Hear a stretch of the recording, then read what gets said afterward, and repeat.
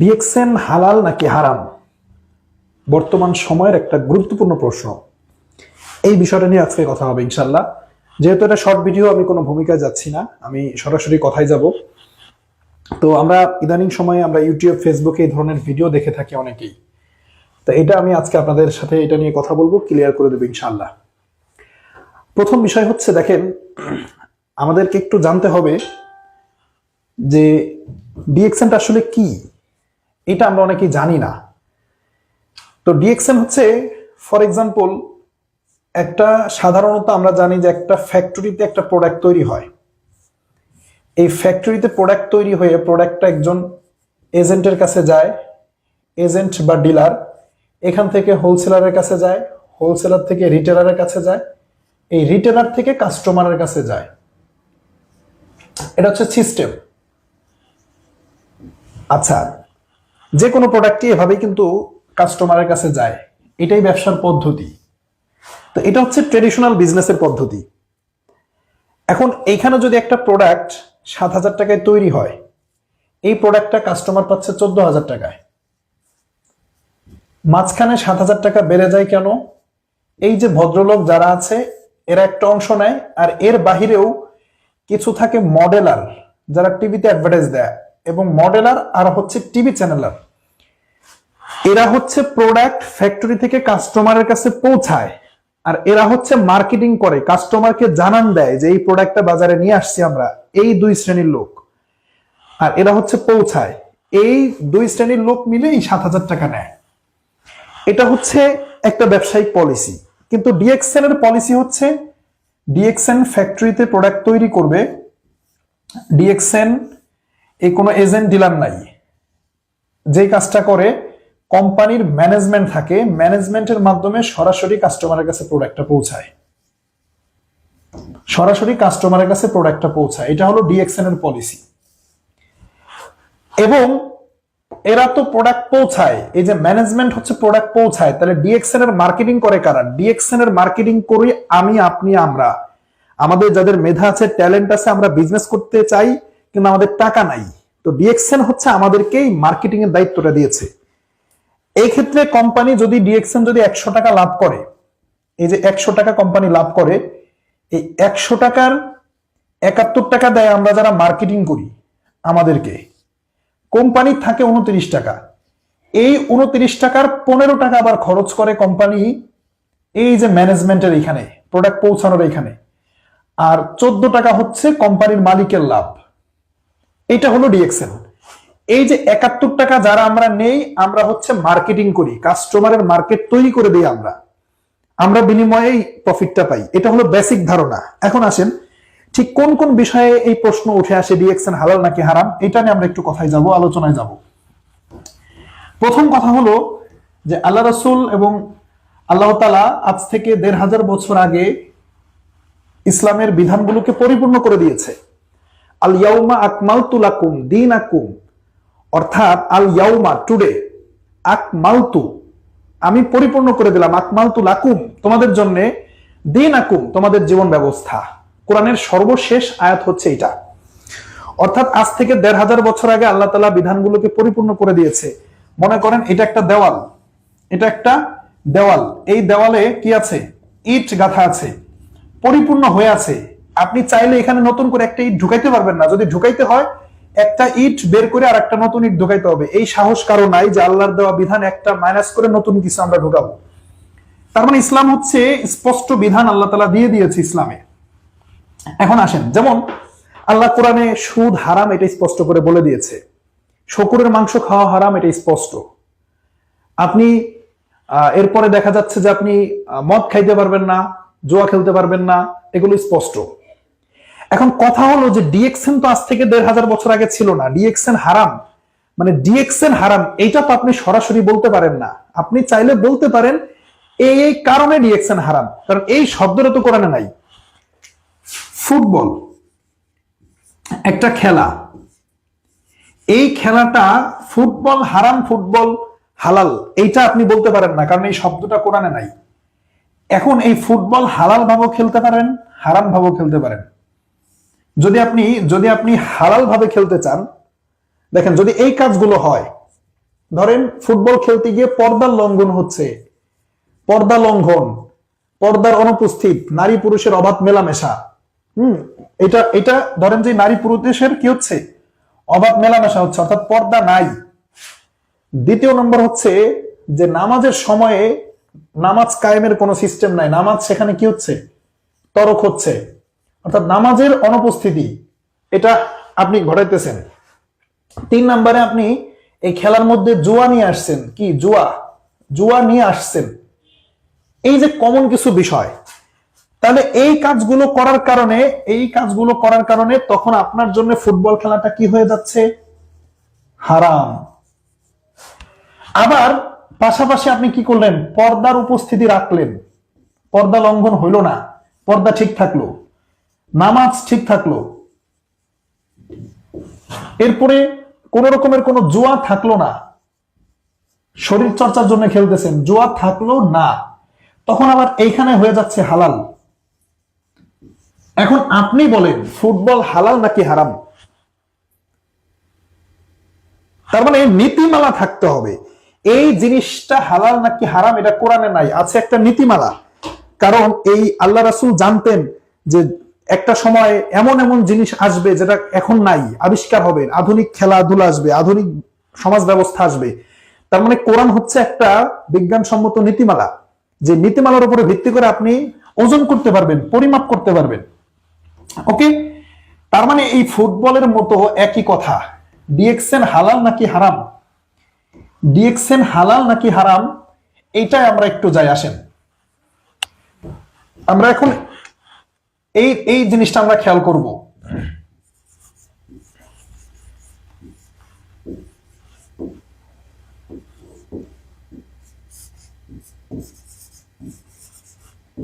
ওকে, so DXN হালাল নাকি হারাম, এইটা তো কোরআনে স্পষ্ট নাই, এই শব্দটা কোরআনে নাই।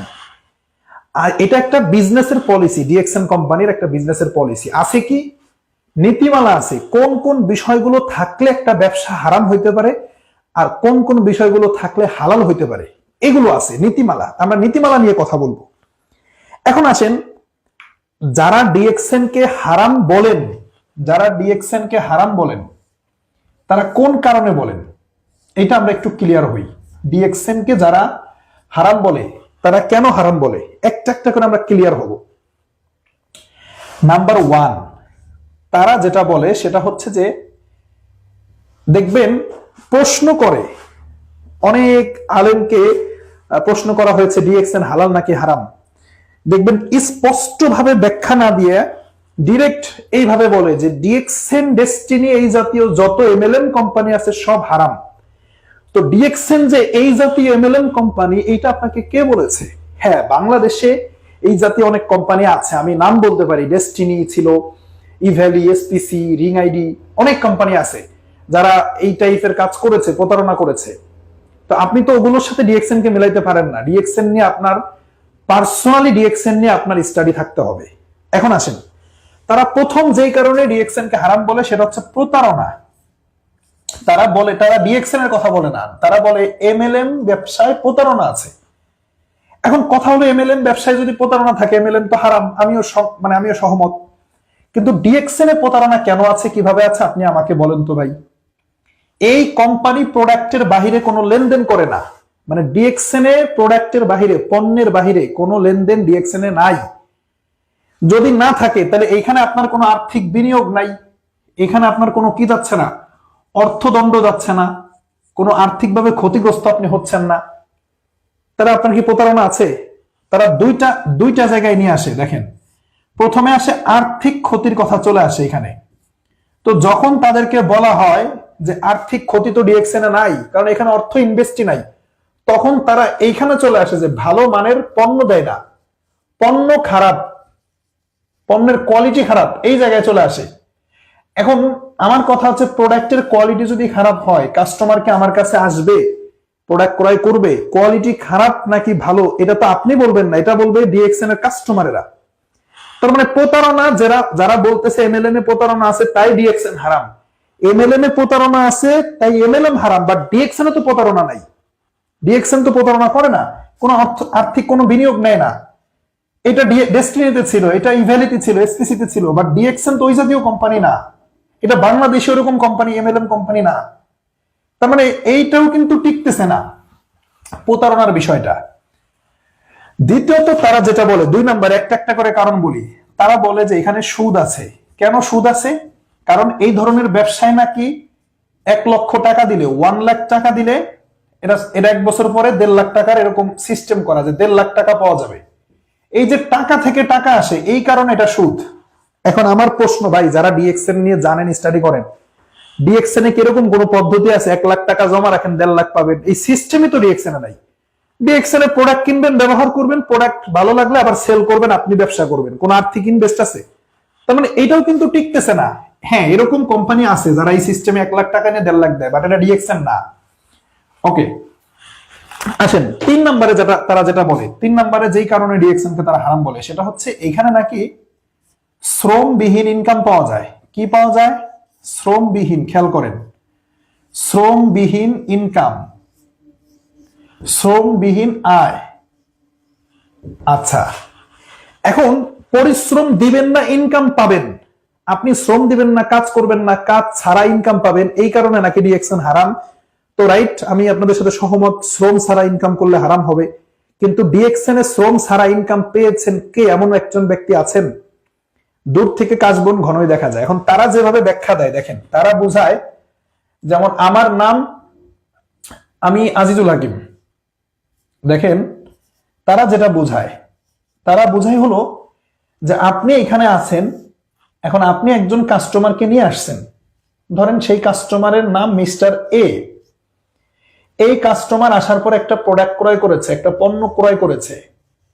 এই পণ্য থেকে লাভের একটা অংশ আপনি পেয়েছেন, সেটা কত টাকা? ধরেন 100 টাকা। তো এই যে আপনি তার কাছে প্রোডাক্ট বিক্রি করছেন, আপনি 100 টাকা পাইছেন, এটা হালাল। কিন্তু এই ব্যক্তি যদি আরেকজন কাস্টমারকে আনে যার নাম মিস্টার বি, এই ব্যক্তি যদি পণ্য ক্রয় করে, এই ব্যক্তির পণ্য ক্রয় থেকে এইখান থেকে যে আপনি 50 টাকা নেন, তাদের যুক্তি অনুযায়ী এই 50 টাকা হারাম। কেন হারাম? কারণ তারা বলে আপনি এইখানে শ্রম দিছেন, ওনাকে তো আপনি আনেন নাই, ওনাকে তো আপনি শ্রম দেন নাই, তাহলে ওনার থেকে আপনি কেন ইনকাম পাবেন? ভাই আমি বলি আপনাদেরকে, আপনারা ডিএক্সএন নিয়ে জানেন, এই ব্যক্তি কোনোদিনও ওনাকে আনতে পারে না, ওনাকে কোনোদিনও ওনার কাছে প্রোডাক্ট সেল করতে পারে না। এই ব্যক্তির হস্তক্ষেপ ছাড়া, আমার হেল্প ছাড়া উনি এক পাও আগাইতে পারে না। এনার কাছে প্রোডাক্ট সেল তো দূরের কথা, এই কাস্টমারের সন্ধান ইনি আমাকে দেয়। এই মিস্টার এ আমাকে মিস্টার বি কাস্টমারের সন্ধান দেয়, আমার কাছে নিয়ে আসে, বাট ওনার কাছে প্রোডাক্টের গুণগত মান তুলে ধরার দায়িত্বটা আমারই। উনি পারে না, উনি নিজেই তো নতুন, উনি নিজেই নতুন, আমার হেল্প ছাড়া উনি একটা পা আগাইতে পারে না। মিস্টার বি থেকে মিস্টার সি যখন আসে, তাদের যুক্তি অনুযায়ী এখান থেকে আপনি 20 টাকা নিলে এই 20 টাকা হারাম, কারণ এখানে আপনার শ্রম পৌঁছায় না। এইখানে শ্রম পৌঁছায় নাকি পৌঁছায় না আপনি এসে দেখে যান, যারা ডিএক্সএন করে তারা জানে। এই ব্যক্তিগুলো আমার হেল্প ছাড়া এক পা আগাইতে পারে না, প্রোডাক্ট সেল তো দূরের কথা। তার মানে এই প্রত্যেকটা জায়গায় আমার পরিশ্রম যাচ্ছে, তাহলে আমি পরিশ্রম ছাড়া কিভাবে ইনকাম করলাম? এখন তারা আরেকটা যুক্তি দেয় যে এইখানে নাকি ইনকাম শুধু পাওয়াই যায়, পাওয়াই যায়, মানে কাস্টমার তৈরি করবেন, যুগের পর যুগ সব কাস্টমারের ইনকাম আপনি পাবেন। ভাই এখানে একটা জেনারেশন সিস্টেম আছে। যেমন আমি আজিজুল হাকিম, এখন আমার 5টা জেনারেশন আছে। 1 নাম্বার জেনারেশন, 2 নাম্বার, 3, 4, এরপরে ধরেন যে 5। তারা বলে কি এই ইনকাম নাকি শুধু পাওয়াই যায়, পাওয়া যায়, কিন্তু না, আমাদের এখানে সিস্টেম আছে, মার্কেটিং প্ল্যান জানতে হবে, নাহলে আপনি ফতোয়া দিতে আসবেন না। ডেভেলপমেন্ট একটা বোনাস আছে আমাদের, সেটা 15% পাওয়া যায়। কত পার্সেন্ট? 15। এটা পাওয়া যায় 5 জেনারেশন পর্যন্ত। ধরেন এই যে 5-এর পরে 6 আছে, কিন্তু এই 6 থেকে আমি পাই না, আমি পাই কোন এই প্রথম জেনারেশন থেকে আমি পাই 5%, দ্বিতীয় জেনারেশন থেকে আমি পাই 4%, এখান থেকে পাই আমি 3%, এখান থেকে পাই 2%, এখান থেকে পাই 1%, আর এখান থেকে আমি পাই না, এরপর থেকে পাই না, আমি পাই না। আবার এই ভদ্রলোক এই যে ইনি আবার এখান থেকে 5% পায়, এখান থেকে 4% পায়, এখান থেকে 3% পায়, এখান থেকে 2% পায়, এখান থেকে আমি যেখান থেকে পাই না উনি সেখান থেকে আবার 1% পায়, কিন্তু 7 নম্বরে গিয়ে উনি আর পায় না। তার মানে একটা সময় পরে গিয়ে কিন্তু এখানে লিমিট হয়ে যাচ্ছে। যদি তাই হয়তো সবাইকে দিতে পারবে, সবাইকে একেবারে নিম্ন স্তর থেকে, তো কোম্পানি তো দেউলিয়া হয়ে যেত। এবং পার্সেন্ট দেখেন তো এই 15% মেলে কিনা? 5 আর 4 9, 9 আর 3 12 আর 2 14 আর 1 15। আবার ওনার 5 4 9 3 12 2 14 আর 1 15, তাহলে উনিও কিন্তু 15% পাচ্ছে। আমি একটা বোনাসের উদাহরণ দিলাম, আমি তো আর আপনাকে সম্পূর্ণ ক্লিয়ার করতে পারবো না। তার মানে একটা সময় পরে কি কিন্তু এখানে ক্লোজ হচ্ছে, বরং কোন কোন ক্ষেত্রে এই 6 নাম্বার ব্যক্তিকেও আমার গাইডলাইন দেওয়া লাগে। আমি যখন ট্রেনিং করাই, মিটিং করাই, এই 6 নাম্বার ব্যক্তিও আমার ট্রেনিং করে, মিটিং করে, কিন্তু আমি কিন্তু ওনার থেকে ইনকাম পাই না। আমার ইনকামটাই যে এখানে শেষ হয়ে যাচ্ছে, এখান পর্যন্ত আসতেছে, কিন্তু ওনাকে আমি শ্রম দেই। আর এই গাধাগুলো বলে কি যে আমার কোনো শ্রম দেওয়া লাগে না, এখানে অটোমেটিক নাকি আমি ইনকাম পাই। তো অটোমেটিক ইনকাম পাওয়া যায় কি না যায় আপনি এসে দেখে যান। তার মানে শ্রমবিহীন আয় এইটা সম্ভব না। এখন হ্যাঁ, শ্রমটা এক এক ক্যাটাগরির হয়। আমি যেমন ট্রেনিং করাই, মিটিং করাই, আবার আমার কাছ থেকে যারা সেলস অঙ্গনে আছে, যারা সেলস ফিল্ডে যারা কাজ করতেছে, তারা শিখে শিখে সেল করতেছে। আমি একটা সময় সেল করে আইছি ভাই, প্রমোশন হয় না। একটা কোম্পানির যিনি মালিক থাকে উনি কি ফিল্ডে যায় কাজ করবে, নাকি ওনার কাজগুলো উনি করবে? যার যেই দায়িত্ব, বাট শ্রম নাই এইটা আপনি বলতে পারেন না। তাহলে এই জিনিসটা কিন্তু টোটালি মিথ্যা। না জেনে না বুঝে অল্প বিদ্যা ভয়ঙ্কর। ডিএক্সএন এর মার্কেটিং প্ল্যান না জেনে এই ফতোয়াটা দেয়। ওকে, ক্লিয়ার? এরপরে তারা যেটা বলে শ্রমবিহীন ইনকাম, এটা ছিল আমাদের 3 নাম্বার পয়েন্ট। এরপরে তারা আরেকটা জিনিস বলে, সেটা হচ্ছে যে 4 নম্বরে আয়বিহীন শ্রম। একটা ছিল শ্রমবিহীন আয়, আরেকটা হচ্ছে আয়বিহীন শ্রম। অর্থাৎ আপনি শ্রম দিবেন কিন্তু আয় পাবেন না, মানে ইনকাম হবে না, গাধার মতো আপনাকে খাটাবে। তো আমার কথা, আপনি যদি ডিএক্সএন এর শ্রম দিয়ে ইনকাম না পান, আপনি শ্রম দিবেন কেন? এখন তারা যে যুক্তিটা দেয় ওইটা হলো বাইনারি প্ল্যানের ক্ষেত্রে। বাইনারি একটা প্ল্যান আছে, আপনাদেরকে আমি বলি। অনেক কোম্পানি আছে যারা বাংলাদেশে এই সিস্টেমে কাজ করে, তারা ওই কোম্পানির ফতোয়া দিতে গিয়ে ডিএক্সএন এর ফতোয়া দিয়ে দেয়। তাদের সিস্টেম হলো কেমন? ধরেন আমার নাম আজিজুল, তাদের সিস্টেম হলো 2টা টিম থাকে, এ টিম আর বি টিম, লেফট রাইট, মানে লেফট সাইড আর হচ্ছে রাইট সাইড, এটা তাদের হচ্ছে 2টা সাইড।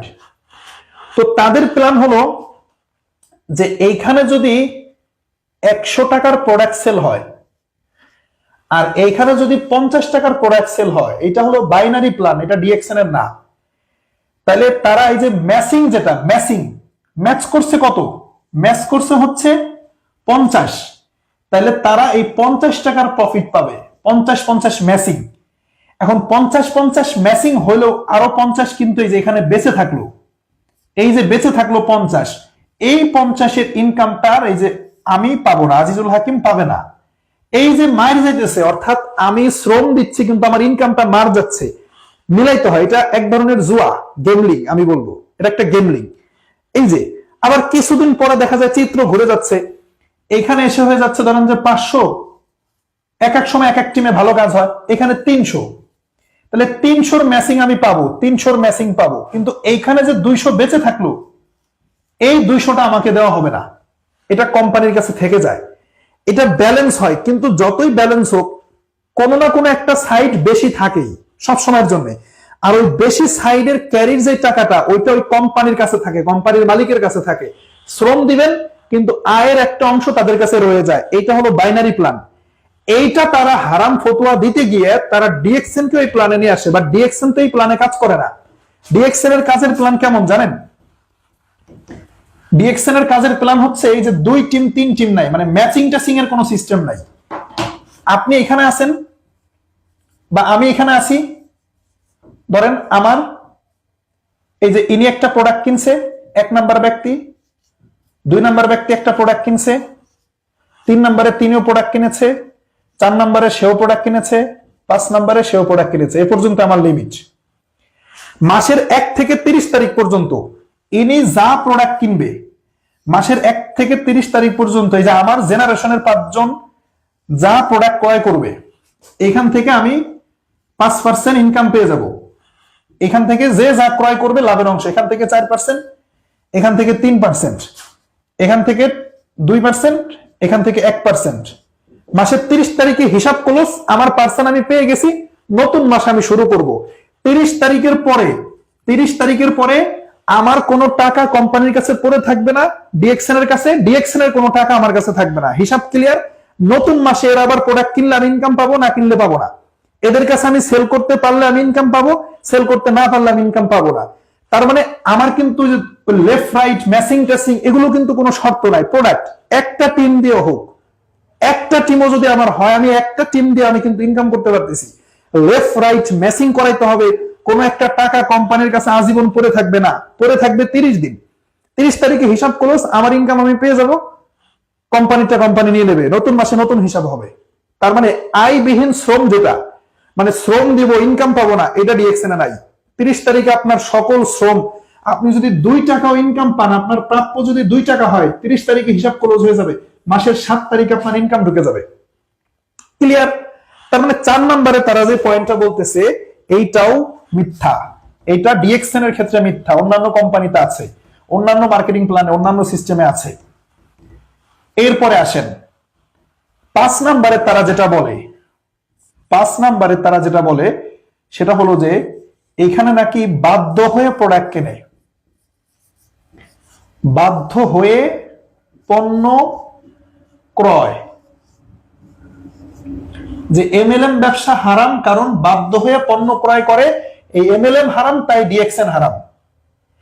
কিছু কোম্পানি আছে, খেয়াল করেন, কিছু কোম্পানি আছে যদি আপনি প্রোডাক্ট ক্রয় না করেন, মানে পণ্য ক্রয় না করেন, তাহলে আপনি জয়েনিং করতে পারতেছেন না। মানে আপনি যে ব্যবসা করবেন, কোম্পানিতে জয়েন করতে পারতেছেন না। যদি পণ্য ক্রয় করেন তাহলে জয়েন করবেন, যদি পণ্য ক্রয় না করেন তাহলে জয়েন করতে পারবেন না। এইটা তারা ধরে যে এই যে প্রোডাক্ট বাধ্য হয়ে কিনাইতেছে, উনি তো আসতেছে জয়েন করার জন্য। একটা লোক এই জয়েন করে ডিএক্সএন থেকে ইনকাম করবে, কিন্তু জয়েন করতে গিয়ে সে দেখতেছে যে তার পণ্য ক্রয় করা লাগতেছে। এই যে বাধ্য করলেন, এটা হারাম।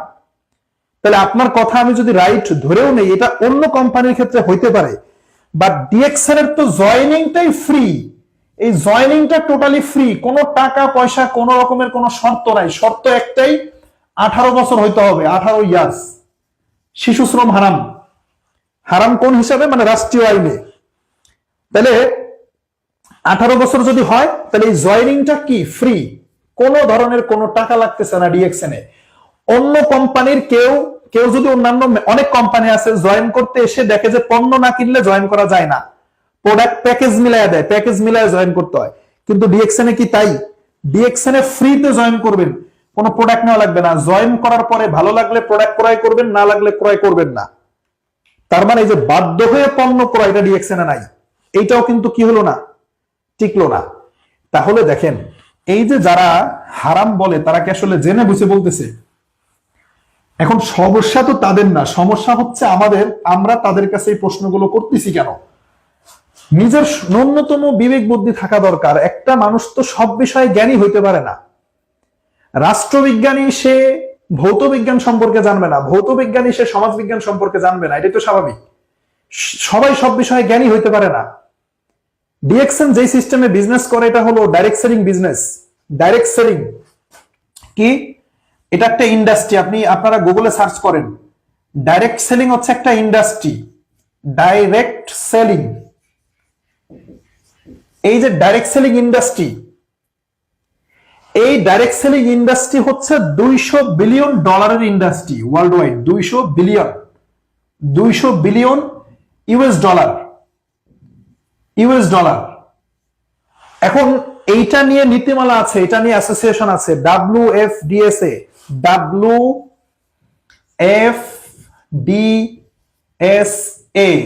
World federation of direct selling association. এই $200 বিলিয়ন ইন্ডাস্ট্রিকে নেতৃত্ব দেয়। আপনাকে জানতে হবে, এতক্ষণ যেটা বলতেছিলাম সেটা হচ্ছে লজিক নিয়ে কথা বলতেছিলাম, যুক্তিতর্ক। কিন্তু ইসলাম যুক্তিতর্ক দিয়ে চলে না, সর্বোপরি কথা হলো আমাদের ডিএক্সএন এর বড় বড় ফিকা বোর্ড থেকে লিখিত সার্টিফিকেট নেওয়া আছে হালাল নাকি হারাম। আপনারা এগুলো সিনিয়রদের সাথে যোগাযোগ করলে আপনারা পাবেন। আসেন এখন আরেকটা বিষয় আমি আপনাদেরকে একটু ব্যাখ্যা করি। তো যেটা বলতেছিলাম, আমাদের সার্টিফিকেট আছে মালয়েশিয়া ফিকা বোর্ড থেকে, মক্কা মদিনা, সৌদি আরবের রিয়াদ থেকে ফিকা বোর্ড থেকে সার্টিফিকেট নেওয়া আছে। তো দেখেন ওই যে 5 নাম্বার পয়েন্টটা আমি আরেকটু ব্যাখ্যা করি, বাধ্য হয়ে প্রোডাক্ট কেনার যে বিষয়টা, বাধ্য হয়ে প্রোডাক্ট কেনার যে বিষয়টা, এটা আমি আপনাদের সাথে একটু ব্যাখ্যা করি।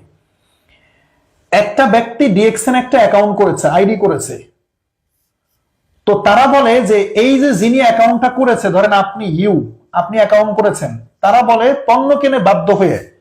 তারা তো পণ্য ক্রয় করার জন্য আসে না, ইউজ করার জন্য আসে না, তারা আসে ইনকাম করার জন্য, কিন্তু পণ্য বাধ্য হয়ে কেনে। ভাই একজন আপনি মুদির দোকান দিয়েছেন, এখন মুদির দোকান দেওয়ার পরে আপনার দোকানে চাউল আছে, ডাউল আছে, মুদির দোকান দেওয়ার পরে আপনার দোকানে চাউল আছে, ডাউল আছে, তেল মরিচ এগুলো ধরেন আছে, কথার কথা। তাহলে আপনি কি অন্য দোকানে আর যাবেন নাকি নিজের দোকান করেন, নিজের দোকান থেকে নিজে বাসায় চাউল নিতেছেন, ডাউল নিতেছেন। এখন এটা যদি আমি বলি বাধ্য হয়ে কেনায়, তাহলে কি হইল? উনি যিনি মুদির দোকানদার, ওনার মূল উদ্দেশ্য ছিল ইনকাম করা।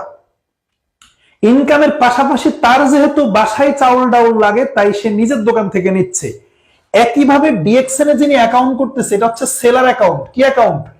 এটা হচ্ছে সেলস অ্যাকাউন্ট, সেলার অ্যাকাউন্ট। এইটা দিয়ে উনি প্রোডাক্ট সেল করে ইনকাম করে, কিন্তু ইনকাম করতে করতে যখন দেখে ওনার ফ্যামিলিতে সাবান লাগে, টুথপেস্ট লাগে, ওনার এখান থেকে উনি নিচ্ছে।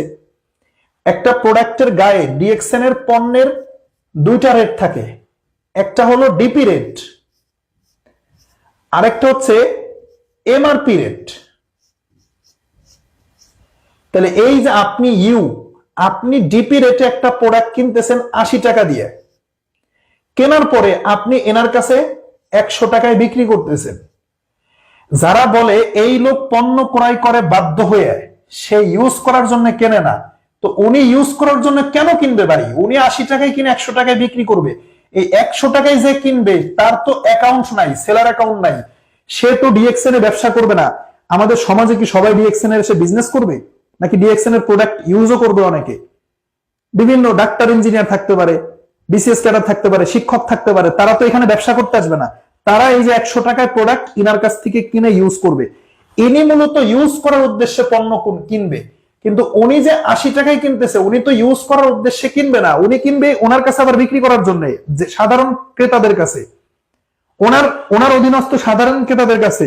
তাহলে উনি মূলত 80 টাকা দিয়ে পণ্য কিনে ওনার কাছে বিক্রি করতেছে, কিন্তু যে কেনা এবং বিক্রির মাঝে হঠাৎ ওনার মনে হলো ওনার ফ্যামিলিতে সাবান ফুরায় গেছে, ওনার ফ্যামিলিতে কি সাবান ফুরায় গেছে, তখন এই যে কেনা আর বিক্রির মাঝে ওনার কেনা রেটে উনি সেটা নিয়ে ফ্যামিলিতে ইউজ করতেছে। কথা কি বুঝতে পারছেন? এইটা হলো মূলত সিস্টেম। তাহলে আমরা দেখবেন যারা ফতোয়া দেয় আসলে তারা ব্যাখ্যা করে না ডিএক্সএন নিয়ে, বা ব্যাখ্যা করলেও তারা এই বিষয়গুলো ডিপলি জানে না। তারা কাছ থেকে এসে যখন দেখবে, বিশেষ করে তারা যেই জায়গাটাতে সবচেয়ে বেশি বলে সেটা হলো যে পরিশ্রম ছাড়া নাকি ইনকাম পাওয়া যায়। তো ডিএক্সএন এ পরিশ্রম ছাড়া ইনকাম আছে নাকি নাই, এইটা এসে তারা একটু কাজ করে দেখে যাক। আবার শ্রম দিলে নাকি ইনকাম পাওয়া যায় না। প্রত্যেক মাসে আপনার 2 টাকা প্রফিট হলে 2 টাকা আপনি বুঝে পাচ্ছেন, আপনার পার্সেন্ট অনুযায়ী আপনি পেয়ে যাচ্ছেন। আমরা শেষ মুহূর্তে চলে এসেছি, আরেকটা পয়েন্ট বাকি আছে, 6 নম্বরের একটা পয়েন্ট, সেটা হলো ডিএক্সএন কে হারাম বলার 6 নম্বর যে কারণটা, সেটা হচ্ছে পণ্য ক্রয় এরকম একটা বিষয় যে নির্দিষ্ট অ্যামাউন্টের প্রত্যেক মাসে এখানে নাকি প্রত্যেক মাসে বাধ্য হয়ে প্রত্যেক মেম্বারকে 6,000 টাকার প্রোডাক্ট কিনতে হয়। 6,000 টাকার পণ্য ক্রয়। দেখেন মানুষ আসলে না জানলে কত ধরনের মতামত ব্যক্ত করতে পারে। 6 নম্বর যে পয়েন্টটা, প্রত্যেক মাসে বাধ্য হয়ে 6,000 টাকার পণ্য ক্রয়। আসলে 6,000 টাকার পণ্য ক্রয়ও না, বাধ্যও না। ডিএক্সএন এর সিস্টেম কি জানেন? যার সেলার অ্যাকাউন্ট আছে, সেলার অ্যাকাউন্ট, যেমন আমার অ্যাকাউন্ট নাম্বার 821 487 290, কোম্পানি আমাদেরকে একটা পার্সোনাল সেল টার্গেট দেয়, বিক্রির টার্গেট। এই প্রত্যেক মাসে 6,000 টাকার পণ্য ক্রয় না, এইটুকু তারা শেষ করে দেয়। কিন্তু তারা যদি এর সাথে যোগ করতো যে 6,000 টাকার পণ্য ক্রয় করে আবার বিক্রি করা, এইটুকু তারা বাদ দিয়ে দেয়। অর্থাৎ আমি 5 নাম্বার পয়েন্টের আলোচনায় বলেছিলাম প্রত্যেকটা প্রোডাক্টের দুইটা রেট থাকে, ডিপি রেট আর হচ্ছে এমআরপি রেট। অর্থাৎ আপনি 80 টাকায় পণ্য ক্রয় করবেন, বিক্রি করবেন কত টাকায়? 100 টাকায়, 20% প্রফিট। এরকম 6,000 টাকার আপনি প্রোডাক্ট ক্রয় করবেন, 6K 6,000 টাকার প্রোডাক্ট ক্রয় করেছেন আপনি, ফর এক্সাম্পল 7,000 টাকা বিক্রি করেছেন, তাহলে সেলার অ্যাকাউন্ট আপনার, এটা নিয়ে আপনি পণ্য ক্রয় করবেন, 7,000 টাকা বিক্রি করলে 1,000 টাকা আপনার রিটেল প্রফিট। বিক্রিটা কার কাছে করবেন? যারা সেলার অ্যাকাউন্ট করে নাই, যারা ব্যবসা করতে আসে নাই, সমাজের শিক্ষক আছে, ডাক্তার আছে, ইঞ্জিনিয়ার আছে, দোকানদার আছে, কৃষক আছে, বিভিন্ন পেশার লোকজন আছে, যারা কিনা এখানে বিজনেস করার সময় নাই বা এই পেশায় তারা নাই, তারা অন্য পেশায় আছে। আপনি আপনার পেশা থেকে এই প্রোডাক্টটা প্রত্যেক মাসে 6,000 টাকার প্রোডাক্ট আপনি বিক্রি করবেন। এটা ক্রয় করার বাধ্যবাধকতা না, এটা বিক্রির টার্গেট, সেলসের টার্গেট। তবুও এটা বাধ্যবাধকতা নাই। মানে যদি কেউ এটা করতে না পারে তার এই সেলার অ্যাকাউন্ট ক্যান্সেল হয়ে যাবে, বিষয়টা এরকম না। অন্যান্য কোম্পানির মার্কেটাররা নির্দিষ্ট পরিমাণের টার্গেট পূরণ না করতে পারলে তাদের চাকরি চলে যায়। ডিএক্সএন এ এইটা যদি কেউ করতে না পারে, এই যে 6,000 টাকার প্রোডাক্ট যে প্রত্যেক মাসে সেলস, এটা ক্রয় না। প্রথম কথা হলো ক্রয় না। যারা বলে কিনতে হয়, ভাই কিনে আপনি বিক্রি করলে আপনার প্রফিট, আপনার 1,000 টাকা রিটেল প্রফিট। এটা তো আপনাকে কিনে আপনাকেই সব খাটের তলায় ঢুকাইতে বলে না এই প্রোডাক্ট। কোম্পানি এখানে বিক্রির টার্গেট দিচ্ছে, এই কথাটা কেন উল্লেখ করেন না? অর্ধেক কথা কেন বলেন? আবার দ্বিতীয় কথা হলো, যদি কেউ 6,000 টাকার পারে নাই, সে 3,000 টাকার বিক্রি করছে, তাহলে সে দেখা যায় এখানে 500 টাকা প্রফিট করলো, এটা তার ব্যাপার। কোম্পানি তো এখানে জোর জবরদস্তি করে নাই। কোম্পানি তো বলে নাই এটা যদি কেউ করতে না পারে, ডিএক্সএন তো বলে নাই এটা যদি কেউ করতে না পারে 6,000 এর জায়গায় 3,000 টাকার সেল করলে তার এই ক্যান্সেল করে দেবো আইডি নাম্বার, অ্যাকাউন্ট নাম্বার, তার ডিএক্সএন এ কোনো ইনকাম করতে পারবে না। কেউ যদি সেল নাও করে 6,000 কেন, কেউ যদি জিরো টাকার মানে 1 টাকারও যদি সেল না করে, তবুও তার এটা ক্যান্সেল হয় না।